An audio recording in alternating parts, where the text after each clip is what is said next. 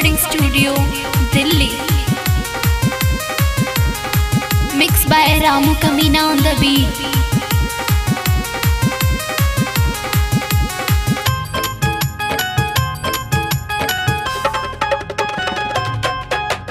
जल्दी से गाड़ी धके आव घर ए राजा जी।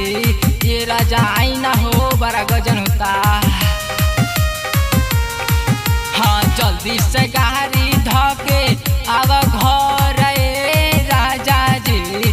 जल्दी से गाड़ी धके आव घर ए राजा जी।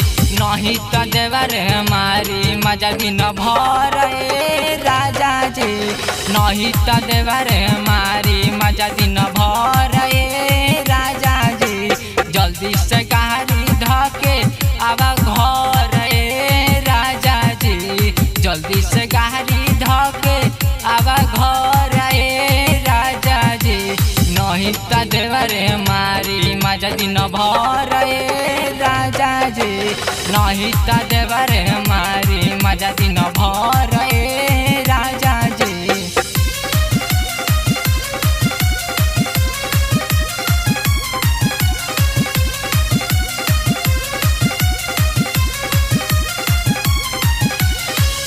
Ajmer recording studio Delhi. Mix by Ramu Kamina on the beat.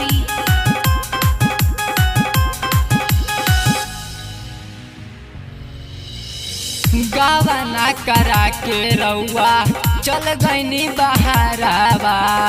मजा लेव तारे देखी दिन भर देवहरावा।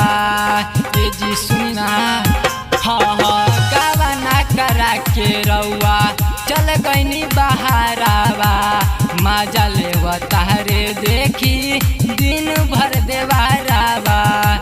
दिन भर देवहरावा करी हमानत मुहवा दिल दावे राजा जी।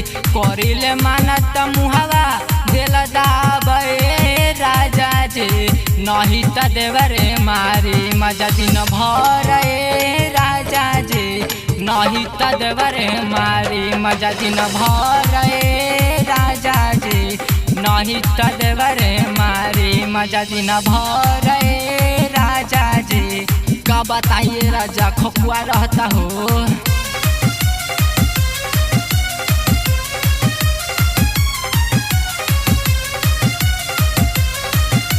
Ajmer recording studio Delhi. Mix by Ramu Kamina on the beat.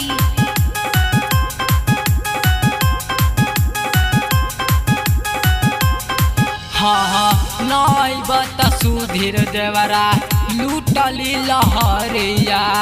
छोड़ के जे रहबै तना दिन तक ले बहरिया। ए सुनना आय हाय नई बता सुधीर देवरा लूटली लहरिया। बाके बसल बाहर तू तो दिल्ली सहरिया।